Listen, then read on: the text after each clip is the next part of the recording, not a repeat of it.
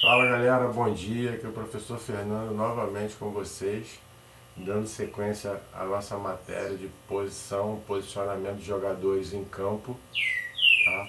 Parei na aula passada nos volantes, tá? E vamos dar sequência aqui às posições de jogadores. Então, como eu falei na semana passada, os volantes, meio campo defensivo, é aquele que protege, ele faz uma barreira na frente da defesa. Então, esse é chamado de volante ou cabeça de área. Eles têm várias nomenclaturas. Tá? Aí aqui, ó, é comum que o volante que jogue mais perto da defesa seja chamado de primeiro volante ou cabeça de área, acabei de falar. Enquanto aquele que atua mais para frente, ele vai ficar na frente desse outro volante, participa do ataque, recebe o nome de segundo volante. Então o primeiro volante ele protege, o segundo volante ele já vai atuar um pouquinho mais para frente, né, ajudando o ataque. Um ajuda a defesa, o outro ajuda o ataque.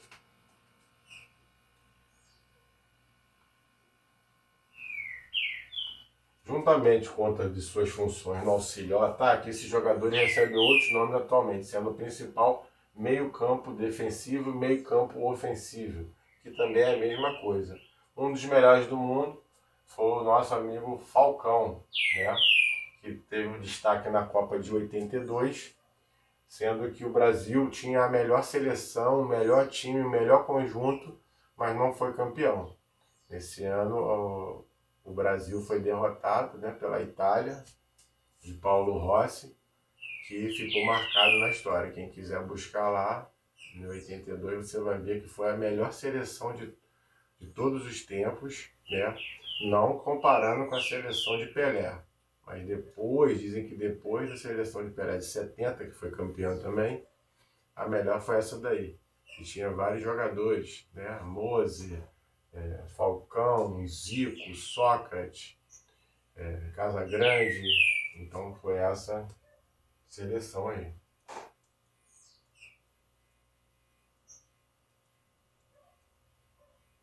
E aí tem outros atuais, né, como Sérgio Busquets, que é o jogador do Barcelona. Tivemos também o Andrea Pirlo, que foi um grande jogador nessa posição italiano. Né? Entre os brasileiros tivemos diversos meias, né, em destaque, como Clodoaldo e Gerson. Gerson foi um dos melhores na posição, nessa posição de volante, né, que protege a defesa, tá? Volante defensivo. Falcão, Toninho Cerezo foi outro. Então, na seleção campeã de 94, tivemos o Carlos Alberto Parreira, né, chamado como Parreira, que foi o técnico. Ele escalou o Mauro Silva e Dunga, que eram dois jogadores, dois defensores, né? Dois cabeças de área que protegiam mais a defesa. Tá? Eles não eram muito de atacar. Ele botou, além dos dois zagueiros, dois laterais, tinha esses dois cabeças de área protegendo os zagueiros. E aí vem os meias. Historicamente, os jogadores que atuam no meio campo foram divididos entre volantes e meias. Enquanto os volantes são tidos como jogadores de meio campo, com mais obrigações defensivas, os meias seriam responsáveis por armar as jogadas de ataque. Esse seria uma boa forma de facilitar a compreensão dos países dos atletas em campo, mas que configura uma limitação que não se traduz na realidade dinâmica do jogo. Além do meio-campista defensivo entre os jogadores que atuam nesse setor, podemos destacar uma série de posições: meia de contenção, meia de armação, meia pelos extremos, meia de atacante, né? Meia atacante. Aí eles vão colocar ali, ó, meia de contenção, que é aquela mesma função que eu falei para você, do cabeça de área, né? O que protege a defesa. Só muda os nomes, mas a função é a mesma. Meia de armação. Meia de armação é aquele jogador que eu falei dentro daquela posição que ele já vai armar o ataque. Então ele fica mais livre para poder fazer, para criar as jogadas, né? É do pé dele que sai. Geralmente o pessoal fala que é o camisa 10, né? Que organiza a equipe, é o mentor do time, que faz toda a jogada e deixa o jogador de cara para o gol. Hoje não, porque quem joga a camisa 10 na seleção é o Neymar, e ele é mais um atacante, ele não é um meia que cria jogada, ele até faz jogada. Nesse último jogo, ele criou as jogadas, deu passe para o gol, mas não é a função dele, ele é um atacante.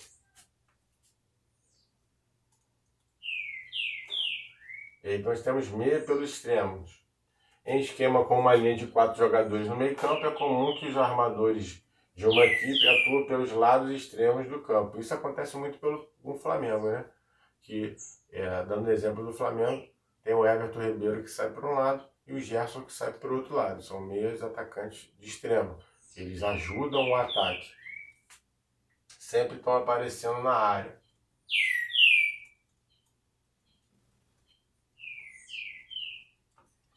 Meio atacante. Entre os jogadores de meio campo, aquele que tem mais característica ofensiva, se aproximando de um atacante, joga na posição de meia atacante. Enquanto os armadores se concentram na criação das jogadas, os atletas de defesa dessa posição também exercem papel importante na chegada na área adversária para finalizar jogadas. Aí aqui vai passar um dos meias que mais se destacaram, que foi o Zidane, né? Zidane foi um gênio do futebol, desses que não vamos ter outro igual, francês, campeão, né? Vice-campeão do mundo, né? Mas um gênio que jogou muita bola, jogou na Juventus, jogou no Real Madrid, é técnico do Real Madrid hoje, tá? Campeão da Champions League, foi um excelente jogador. E aí tivemos outros, como eles colocam aqui, o Xavi Hernandes, que era do Barcelona, o André Iniesta, que também era do Barcelona, né? Nós tivemos de Portugal, Luís Figo. E aí vamos voltar atrás, campeão em 2002, tivemos o brasileiro Rivaldo, que foi eleito o melhor do mundo, o Kaká, que também foi eleito o melhor do mundo. Essa posição está recheada de bons jogadores de futebol. Agora vamos naquela função que a maioria dos alunos, dos atletas, das crianças gostam, que é o atacante, que é o que chama a atenção, que todo mundo quer fazer gol, quer participar, mas quer fazer gol. O importante é fazer gol. Então essa é a função, atacante. Os atacantes, como o próprio nome indica, são jogadores de uma equipe que o futebol, né, que atacam o gol do adversário. Assim, é esperado que times como os atacantes ruins tenham dificuldade em balançar as redes. Mas hoje em dia não existe isso. O atacante pode ser ruim, mas o meia vai lá e faz o gol, o zagueiro faz, o lateral faz. Então, o bom do futebol é ter um conjunto. Não adianta você ter um excelente jogador, a gente vai dar exemplo aí do Messi, excelente, ganha tudo no Barcelona, porque lá tem vários jogadores de outras nacionalidades. Mas quando ele joga na seleção dele, que é a seleção da Argentina, ele não conquistou nada até hoje. Então, o grupo dele da Argentina deveria ser campeão, porque é um excelente, né? Tem uma excelente equipe, excelentes jogadores, mas não quer dizer nada. O importante num jogo coletivo é a equipe, todo mundo. Se um vence, todos vencem. Se um perde, todos perdem. Então, o jogo em equipe é fundamental para você ser campeão. Não adianta você querer assim, não, eu sou o melhor da turma. Não adianta isso. Se não tiver uma equipe que jogue direitinho, não vai adiantar nada. Você não vai conseguir ganhar nada no futebol. E aí nós temos o segundo atacante, o atacante recuado, pontas ou atacante pela ribeirada, centroavante ou atacante de área. Né? Como vocês podem ver, centroavante ou atacante de área. Entre todas as posições de futebol, aquela que carrega a maior responsabilidade de fazer o gol é aquele que está geralmente sempre posicionado dentro da área para receber aquela bola para fazer aquele gol.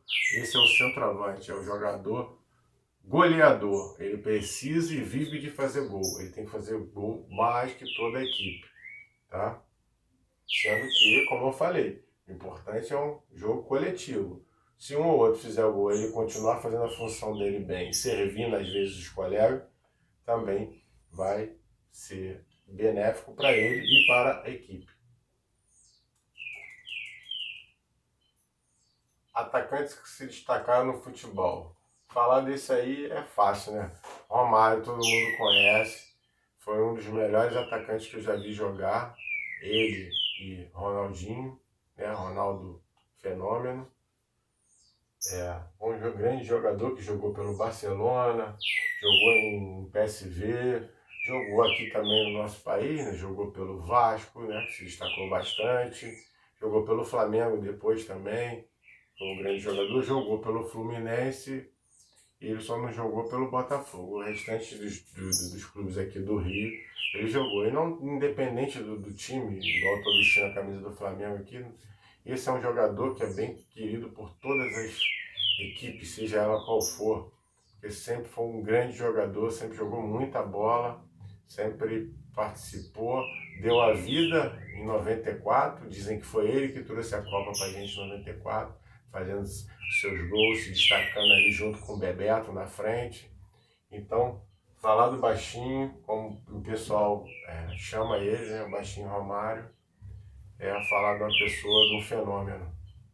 Muito bom jogador. E aí tem outros, né? Hoje nós temos os principais, né, atacantes que temos no mundo, que é o Cristiano Ronaldo e o Lionel Messi. Não é só de hoje, isso aí já vem uma briga aí, mais de 5 anos que só são eles. Sempre estão disputando, tanto Cristiano Ronaldo como o Messi, os melhores jogadores.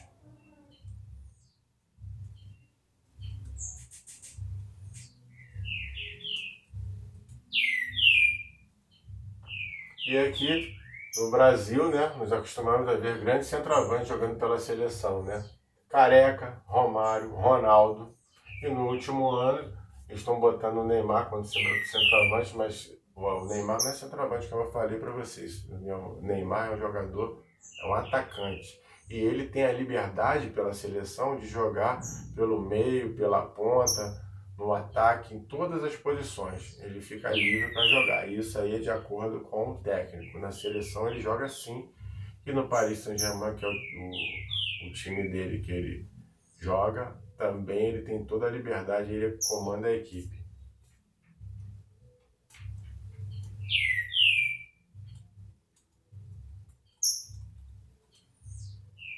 Aqui,